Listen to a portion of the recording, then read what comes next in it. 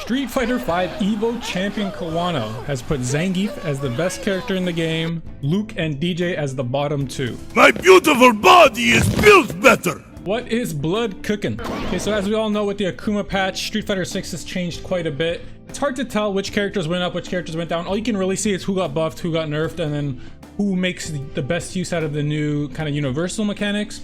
But I thought it'd be interesting to see what people are talking about. It's only been a week. Seijan put out this tweet. He says, "Who's your top five? And I'll come back in a few months and see how we're feeling again." My only comment was that no one in this whole thing said Ken. Okay, I don't know if Ken's top five, but the fact that no one's even considering it means the propagators have won. Okay, so a lot of people have Akuma. I think Akuma is the most popular one, I would say. A lot of people have Luke. Ultra David said Luke he was clearly the best before. The nerfs don't seem too bad. Men RD does not have Luke, of course. He played him, you know. Akuma, very popular. Aki going up here. I think Juri and Guile are very popular picks. Both of them were already considered strong and probably next to no or very small nerfs with actually some buffs. Luke, very popular again. Akuma. I actually really like Diaphones. He says Akuma, Guile, Chun, Juri, and Luke. I actually think if I had to make 5 guesses, this would be mine as well. I think Luke was very smallly nerfed. Actually, I don't know if I would put Chun. I feel like her nerfs were actually like pretty decent. Not to the point where I think she's bad, but I do think Chun-Li actually got some of the more impactful nerfs. The walk speed, it wasn't a huge amount, but like that always matters. Her jab being a little more easier to whiff punish and whatnot. I think Akuma's just strong. I think Luke is just strong. I think Juri might be like a top 3 character this patch, and then Guile, yeah, as we talked about before. So yeah, as we look through this, it seems like a lot of things that most people probably, you know, in the West would say in general, it's the characters who were strong last patch who didn't really get nerfed. Rashid is one of them, right? A lot of people considered him to be in the top 8-ish, and he didn't really get changed while characters above him got nerfed. Akuma, Guile, we talked about before. Luke, JP, Chun-Li, Rashid. I'm surprised some people are still saying JP, but that's good. Some people are mentioning Aki, who got very big buffs. Ed's a bit of an outlier here. But yeah, overall, we're saying a lot of the same stuff. Akuma, Guile, Chun-Li, Juri, Luke. First time I saw Cammy. And we see a Zangief here. So Zangief is one of the more interesting things I want to talk about, because he was buffed quite a bit. Just in general, he got some nice buffs, but he also just like builds more meter, takes away more of your drive gauge, and those are just like universally will come into play almost every single game you play, which is just a good buff to have, right? Sometimes you get buffed and it's like this very specific thing that sometimes it matters, it's nice to have. But buffs like that where you always have more health now, or not more health, you always have more meter, you're always doing more drive gauge to other people. So not only will you burn them out more, they'll just be pressured to use less of their meter when they're getting closer to burnout. So that's the interesting thing I want to talk about, because Kawano, as you might know, the last Street Fighter V Evo champion releases tier list, and this just blows my mind. I literally thought he was trolling at first, but the more I look at it, some of it looks kind of legit. I don't know. Let's just talk about it. Okay, so he has Luke and DJ as the 2 worst characters in the game. I don't think that's literally possible. I think you'd have to like cut these characters' legs off for them to be the 2 worst characters in the game. But I'm curious what you guys think in the comments. Let me know, because to me this just blows my mind. And then I saw Zangief first, and that also, like, I see that and my immediate reaction is like, you know, Elon Musk gif, just like, what is he cooking? But then I actually do think Gief is going to be good this season. I don't think he'll be the best in the game. I think a character like Gief will always have some polarizing matchups that just make it hard to be like the flat out best character in the game. But I do think he'll be strong. A little less cooking than I originally thought, but Luke and DJ in the bottom just makes no sense to me. And then let's look at some of these other characters. Akuma, most people are agreeing he's very strong. I'm not surprised to see him in the top 3. You shouldn't look at it this way, but everyone's brain kind of will at one point. When you see a character like Ryu down here, right? Ryu is a character who was probably already better than Manon, Kimberly, even Lily, maybe Dhalsim. Like some of these characters, maybe he wasn't flat out better than him last patch, but he was around their status, right? And most people would say that Ryu got like the best buffs out of all these characters. So why are these other characters just way better than him now when they were similar before, but now Ryu got the most buffs? Like, it's not as black and white like that, right? Maybe Lily, just the fact that she has wake up drive reversal is just like such a game changer for her, and just like patches up something that she was bad at. I don't know if that's actually true. Maybe the Lily buffs are just way better than we thought. El Chicote just won combo breaker, right? But yeah, the fact that like some of these characters flew by Ryu, whereas he was supposed to be like one of the best buffed characters, surprised me a lot.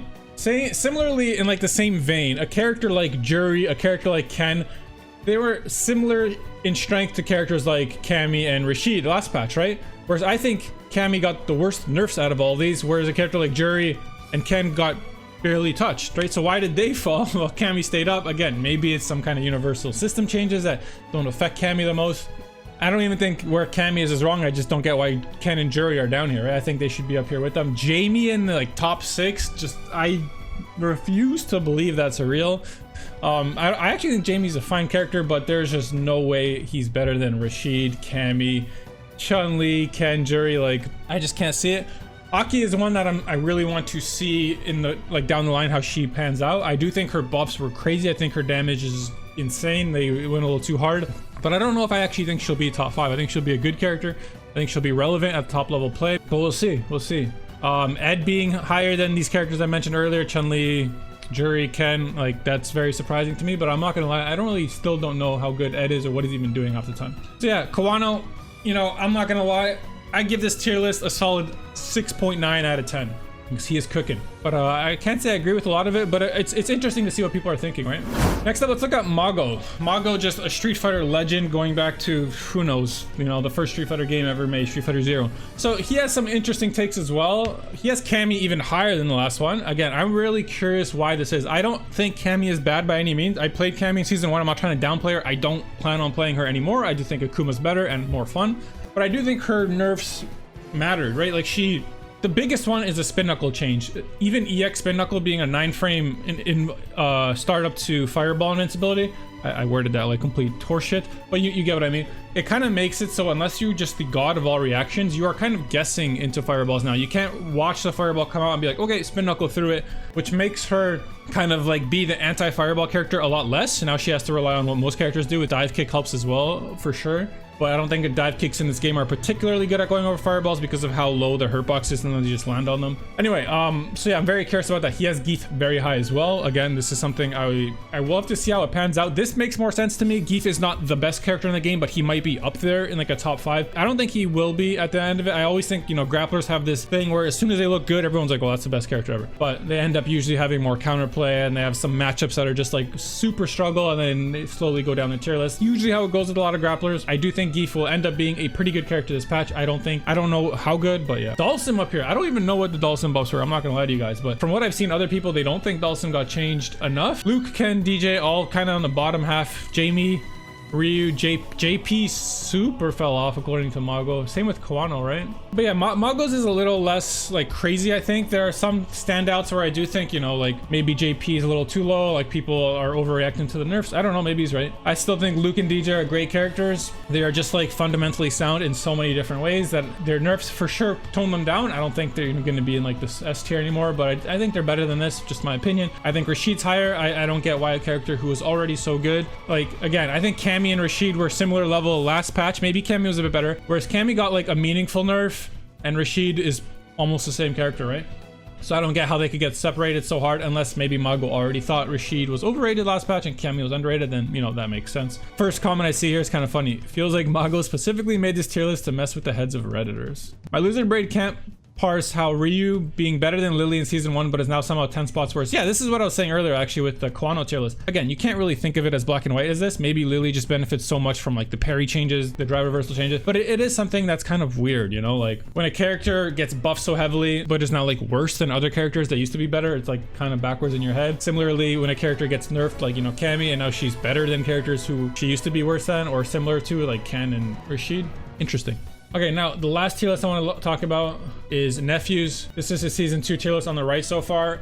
One thing we've seen very consistently is that people have a high opinion of Guile. I think this is correct. Guile was already a good character. I do think he's going to be in contention for one of the best in this season. I think personally Akuma is way too low on this tier list. But besides that, I actually agree with so much of this. I think, again, I'm a big believer that, you know, a character like Jamie still needs quite a bit, but he's better. Maybe I'd put him a bit higher. Maybe people's opinions of Lily will go up as El Chicote just one combo breaker, so maybe Lily should be a bit higher, but this is a lot of what I think, right? I think a character like Cammy and Luke, who were good last patch but got some pretty decent nerfs, are still going to be good, you know, A+ in the upper end of it, but are a bit worse. So maybe I would put them both in like the A+ tier, A++, whatever, but whatever. They're both good. Aki moving up quite a bit. Maybe she'll be end up being better than this. I think Nephew's a little more conservative in general, where he doesn't want to overreact to some changes. So I think this is a good change. This is a good spot. Same can be said about Akuma. He probably doesn't want to put him in like best character in the game, but I do think Akuma has potential to be the best character in the game. So if I was to make a tier list right now, which I'm too lazy, it would look somewhere similar to this, but I would put Akuma in the S tier. Maybe I would put Cammy and Luke and Aki in the A++ there. I don't know. But I like a lot of the rest. As I was saying, I think Juri and Ken were good last patch. They didn't really get changed much. Same with Rashid. So he still has them. Very good. I think Geef is, you know, one of the better buffed characters, as we said earlier. So yeah, I don't want to kind of ramble on about the same characters over and over. Which tier list of the 3 that we saw so far do you guys agree with the most? What are your hot takes of this patch? I would love to know in the comments below. Let me know. My hot take, I don't know if this is a hot take, Akuma will be the best character in the game when we look back at this game in 2 months. And yeah, I'd love to know what you guys think. I will see you for an update when we get some more lists. Maybe I'll make one of my own. But for now, I'm going to grind some Akuma and try to get those big MR gains. Stay beautiful, my friends. See you next time.